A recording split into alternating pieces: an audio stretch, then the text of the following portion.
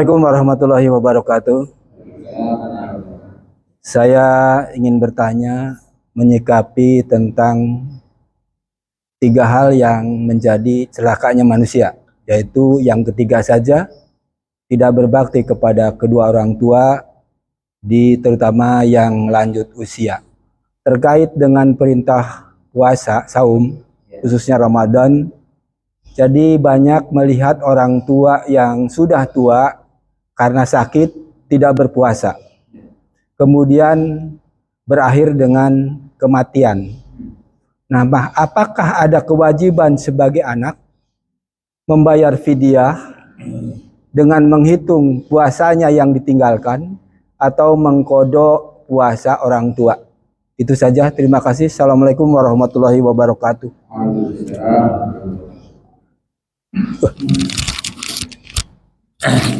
Baik Pak Rewan, tadi pertanyaannya, kalau ketika kita dapat orang tua kita sudah sepuh, ya sudah tua renta, lalu kemudian tidak melaksanakan puasa karena memang tak mampu, ya, lalu kemudian meninggal di saat Ramadan misalkan, maka tentulah yang masih sehat, artinya orang tua, keluarganya, anaknya atau cucunya, dia bisa membayarkan atau wajib membayarkan fidyahnya, ya, fidyahnya, karena statusnya fidyah. Jadi tidak perlu mengkodonya, cukuplah dengan fidyah, selesai. Tuh. Jadi tinggal dihitung berapa hari ini ya, yang harus dibayar, bayarlah, udah selesai. Itu. Tapi kalau sholat tidak, ya, kalau sholat tidak. Nah, ada memang di sebagian kaum muslimin yang membayar fidyah sholat. Nah, jadi kalau satu sangat individu, kalau satu tetap ketika beliau ini masih dalam kondisi normal, walau dalam keadaan masih hanya bisa dengan kedipan, tapi dia masih normal ingatannya, maka tetap harus diperintahkan sholat, ya. Jadi kita tetap, dia tidak saum, orang tua kita nggak saum karena sudah renta tadi, tapi sholat tetap harus diingatkan, ya, karena itu tidak bisa diwakilkan. Nah, ini menurut jumhur ulama, walaupun ada sebagian yang meyakini adanya fidyah sholat, tapi saya belum mendapatkan dalil. Jadi jumhur ulama, kita jumhur aja, jumhur ulama, sebagian besar mayoritas ulama pendapatnya tidak ada fidyah sholat, yang ada fidyah saum. Maka ketika seperti itu, tetap orang tua kita arahkan untuk bisa. Bila perlu kita tayamumin, ya, kita bantu sholatnya kalau dalam keadaan kesulitan. Begitu. Wallahu a'lam bishawab. Ada lagi? Silakan. Puasa di Al-Baqarah 184 dan 185. Surah siapa Allah kok memfirmankan an ayyam ma'dudat faman kana minkum maridun au ala safarin fa iddatu min ayamin ukhra. Di 185 diulang lagi tuh. Faman syahida minkum syahra fala yasum wa man kana maridun, cuma enggak ada minkumnya aja. Wa man kana maridun, sama itu. Di ayat 84 185 itu kenapa sampai 2 kali tuh? Wa man kana minkum maridun au ala safarin fa iddatu min ayamin ukhra. Penekanannya apa barangkali? Terima kasih. Ulang-ulang, ya. Setiap kata yang diulang-ulang itu adalah menunjukkan pentingnya. Seperti Allah mengulang kata sholat itu sampai 83 kali. Allah mengulang kata al-mal, harta, itu sampai 86 kali, ya. Nah, jadi begitu Allah sebutkan di ayat pertama tuh, ya, kalimat tadi, "Faman kana minkum maridun aw ala safarin", maka bila di antara kalian sakit atau di perjalanan, ya, faidatum min ayyamin ukhra, maka hendaknya menyempurnakan atau menghitungnya itu pada hari-hari yang lain, maksudnya mengkodok. Di ayat berikutnya disebutkan lagi, kalau di ayat pertama itu masih umum sifatnya, ya, masih umum, walaupun memang itu dimaksudkan di bulan Ramadan, tapi di ayat kedua itu langsung khusus kepada bulan Ramadan. Tuh, di ayat itu kan jadi disebut Ramadan kan? Begitu masuk 185, syahrul Ramadan alladzi unzila fihil Qur'an hudal linnasi wa bayyinatin minal huda wal furqan. Faman syahida minkum syahra falyasumhu wa man kana maridun aw ala safarin faidatun, diulang. Nah, kan itu dikhususkan bulan Ramadan.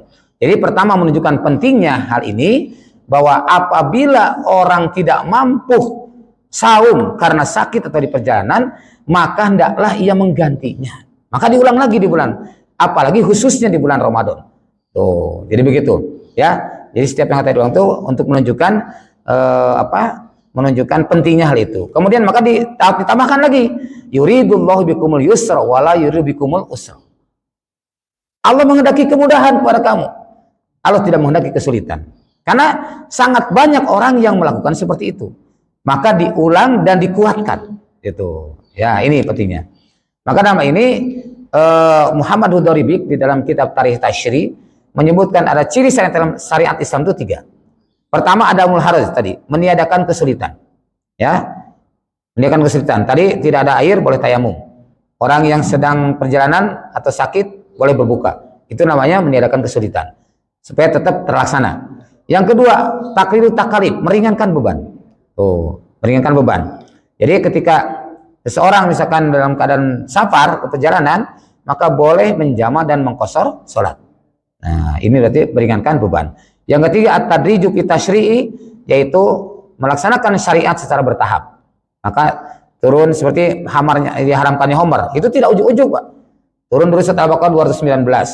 Lalu kemudian surat An-Nisa 43, ya. Baru kemudian turun surat Al-Maidah ayat 90. Jadi Al-Baqarah 219 itu mereka bertanya tentang homer dan maisir, oleh Nabi dijawab, homer dan maisir itu adalah fihima ismun kabirun wa manafi'ul linnas. Di dalamnya ada dosa besar tapi ada manfaat buat manusia.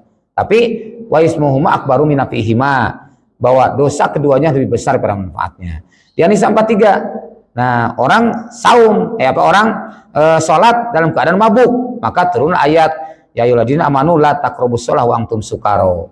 Jangan kamu sholat dalam keadaan mabuk. Di ayat 90 di surat Al-Maidah langsung di situ innamal khamru wal maisir wal ansab wal azlam rizqun min amali syaitan fajtanibuhu la'allakum tuflihun. Baru ada perintah meninggalkan atau menjauhi khamar. Jadi itu ya, demikian. Ada lagi? Oh, ada lagi, silakan. Warahmatullahi wabarakatuh. Saya ada sedikit pertanyaan Pak Ustadz. Keterkaitannya dengan tadi tema kita yaitu gagal meraih prestasi Ramadan. Salah satu diantaranya berkaitan dengan sholat dan juga saum. Sebagaimana tadi dikatakan oleh Bapak Ustadz, kalau kita perjalanan jauh ataupun akan bepergian, saum itu diniatkan tetap dari dilaksanakan tetap dari rumah atau dilaksanakan sebagaimana kita melaksanakan pada dilaksanakan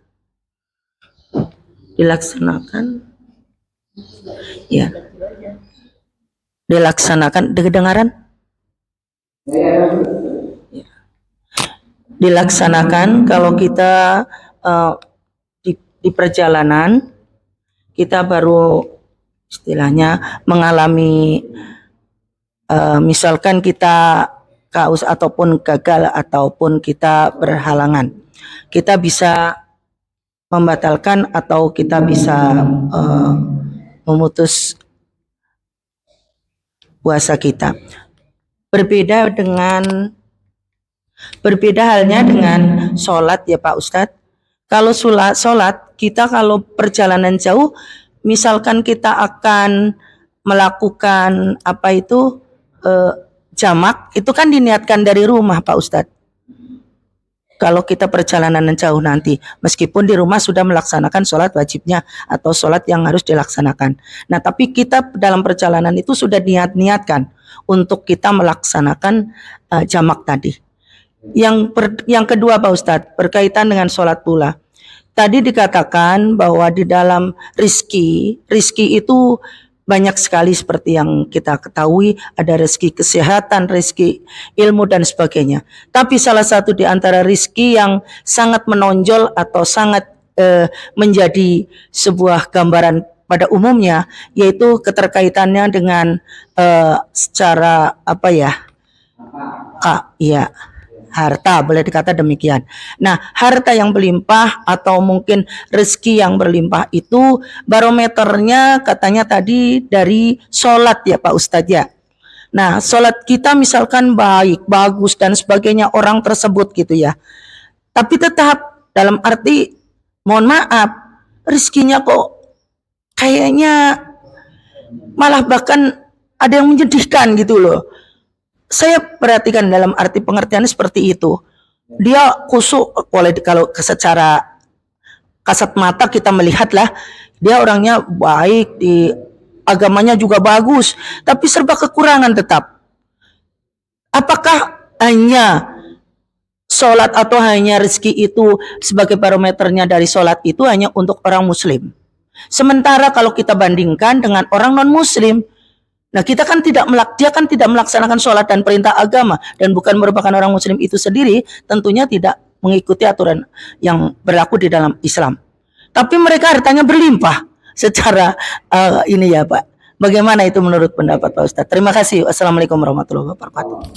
Terkait dengan rukhsah, kalau saum Rasulullah SAW memang melaksanakan demikian. Jadi kata Rasulullah SAW satu saat di saat musafir, kemudian Rasul sudah melihat para sahabat begitu payah, ya. Tapi mereka tidak mau berbuka karena Rasul tidak berbuka. Itu. Maka ini kemudian melihat seperti itu Rasulullah SAW berbuka. Dan begitu Rasul berbuka, sahabat-sahabat pun ikut berbuka. Itu. Ini jadi dasarnya itu bahwa dari rumah itu dalam keadaan saum. Nah, jadi saya sampai hari ini mohon maaf belum mendapatkan satu contoh pun yang dilakukan oleh Rasulullah SAW ya ketika mau safar kemudian tidak puasa. Nah, dari rumah gitu ya. Nah, buktinya seperti contoh perang Badar. Perang Badar itu terjadi pada bulan Ramadan. Mau perang bukan hanya sekedar bepergian. Perang itu satu kegiatan yang sangat sibuk dan melelahkan.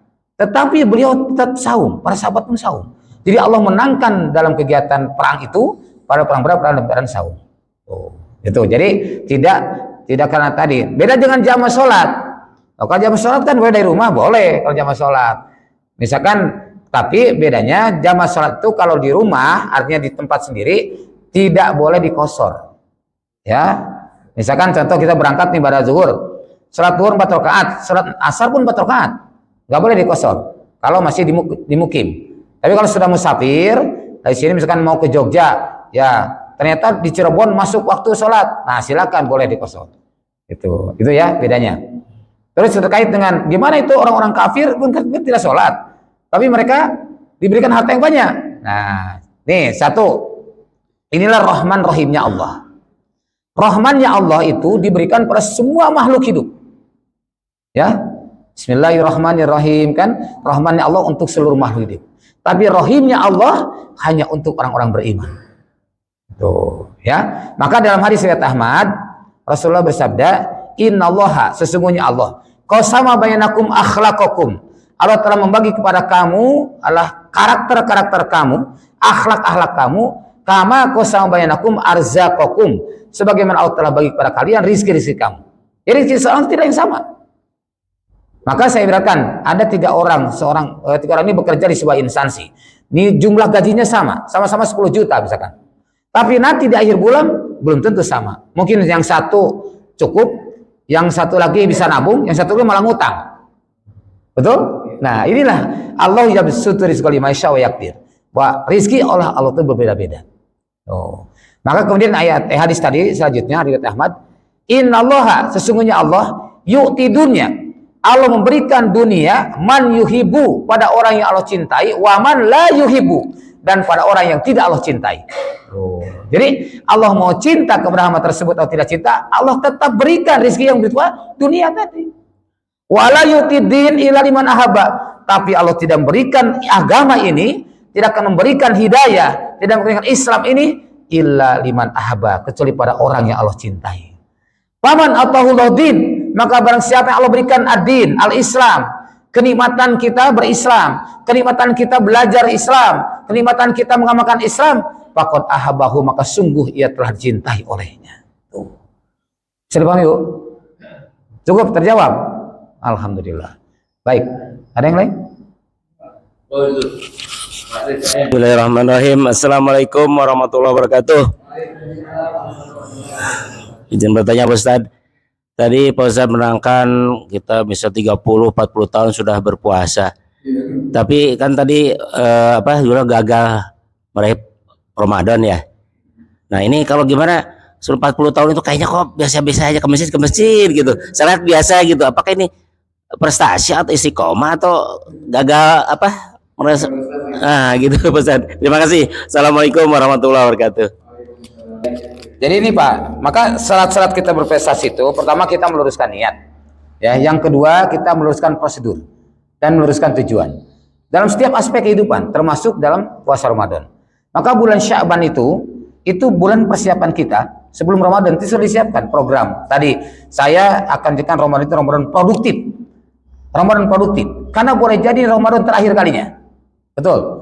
Coba acungkan tangan. Siapa yang bisa menjamin tahun depan bisa bertemu Ramadan? Gak akan ada, Pak. Maka ini jadikan semua momen terpenting.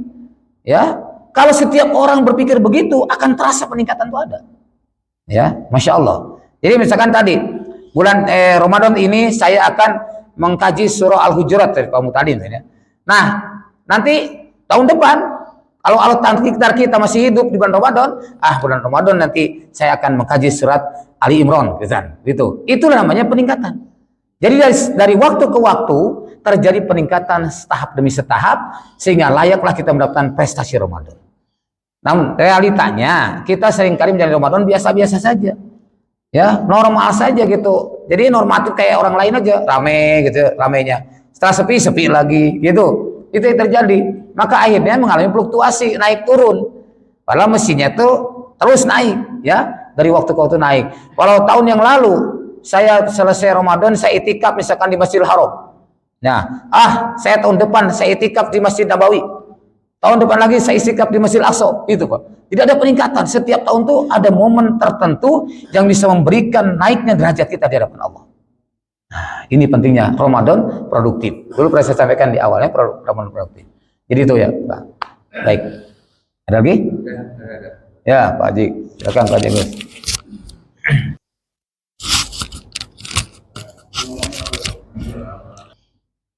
Itu bid'ah yang dianjurkan. Nah, jadi ini mohon kejelasan Ustaz. Wabillahi taufik wal hidayah. Assalamualaikum Rasulullah SAW biasa buka mukadimah kadang memakai kalimat fa inna astaqal hadis kitabullah. Ya, sebaik-baik ucapan adalah kitabullah. Wa khairul hadi hadi Muhammad sallallahu alaihi wasallam. Sebaik-baik petunjuk adalah petunjuk Rasulullah sallallahu alaihi wasallam. Wa syarr umuri muhdatsatuha. Dan seburuk-buruk urusan adalah yang diada-adakan. Wa kullu bid'atin dolalah, dan setiap bid'ah adalah sesat. Ya. Maksudnya adalah setiap bid'ah adalah sesat, setiap bid'ah itu maksud sesuatu yang diadakan yang tadinya tidak ada. Jadi satu amalan yang tadinya tidak ada akan diada-adakan. Misal contoh, ada orang yang berzikirnya itu adalah sampai masya Allah ya, kayak mohon maaf kayak kesetanan gitu. Ada orang, pernah nggak Bapak dan Ibu lihat di YouTube orang yang aneh ya, sholatnya juga masya Allah, sholat sambil goyang-goyang. Nah, itu namanya jelas-jelas bid'ah karena dia tidak punya dasar dalil, jelas-jelas menyalahi Rasulullah. Para Rasulullah sallu kama ra'aitumuni usolli, sholatlah kamu sebagaimana lihat aku sholat. Nah, kaitannya dengan tadi, kita jangan terlampau mudah menyebut kata bid'ah pada satu amalan ketika kita belum tahu apa dasar dia melakukan hal itu. Sebab boleh jadi berbeda dengan apa yang kita pahami. Nah, jadi ada bid'ah, ada sunnah, ada ikhtilaf. Ya, kalau ikhtilaf itu perbedaan pendapat.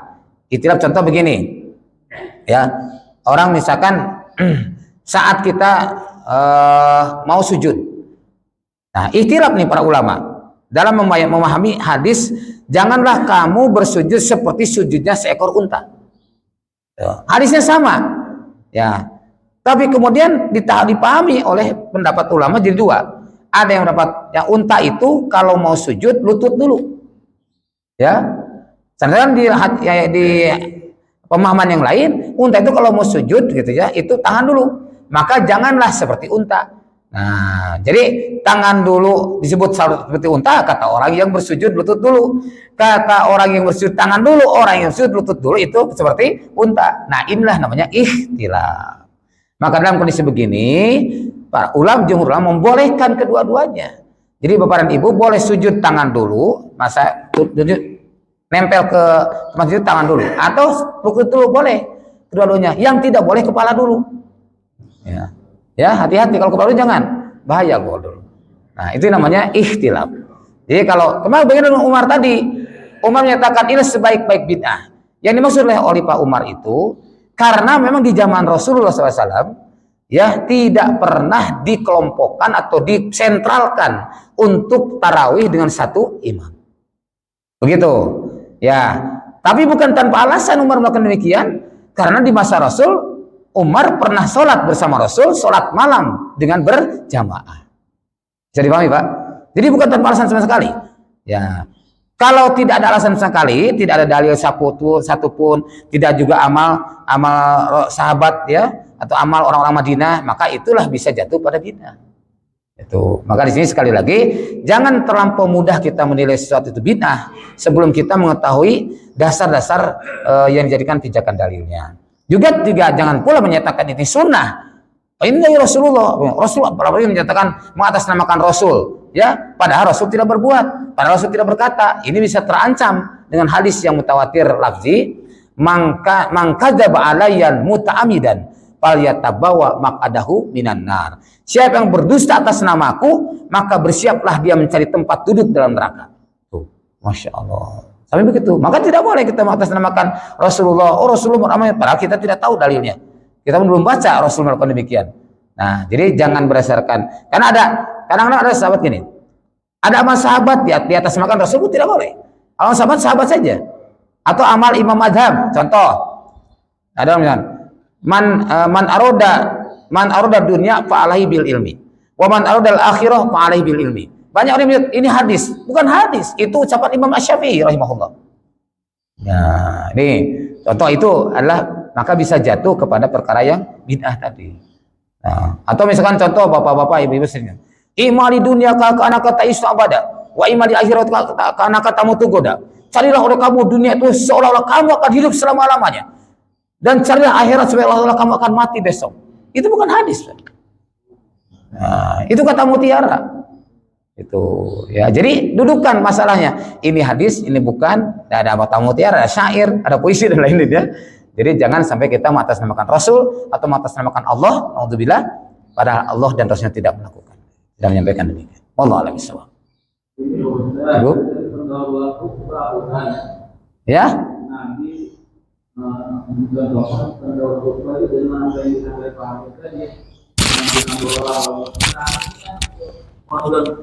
Qadimah khutbah buat kan?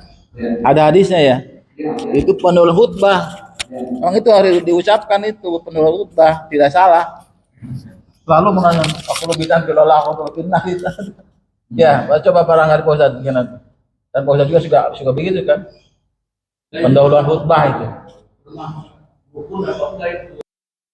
Ya. Jadi saya sudah pernah menuliskan hadis tentang itu dalam buku yang saya tulis pada masa Covid kemarin. Saya nulis tentang keagungan hari Jumat. Nah, di buku itu saya tulis juga dalilnya tentang bahwa Nabi membacakan tadi fa'in asdaqal hadis atau fa'in ahsanal hadis kitab Allah wa khairul hadi Muhammad sallallahu alaihi wasallam dan seterusnya. Itu memang dibaca Rasul dalam khutbahnya. Tapi permasalahannya sekarang apakah itu menjadi rukun? Nah, itu tentu masalah ikhtilaf juga.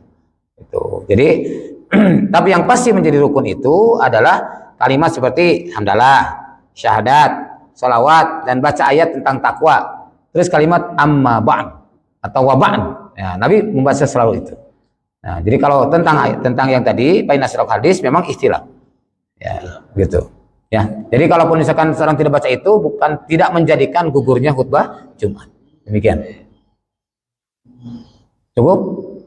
Nah, alhamdulillah. Nggak terasa sampai 6:30 ya. Masya Allah. Ini berkah Ramadan, berkah rizki oleh Allah SWT. Bukan hanya rizki dalam pengertian fulus tadi, tapi semua ziyadatul khair, semua kebaikan Allah berikan kepada kita. Baik, demikian yang dapat saya sampaikan. Mohon maaf bila yang kurang berkenan. Walaupun bila bisabil haq. Subhanakallahumma wa bihamdik. Asyhadu an la ilaha illa anta. Astaghfiruka wa atubu ilaik. Walhamdulillahirabbil alamin. Wassalamualaikum warahmatullahi wabarakatuh. Jangan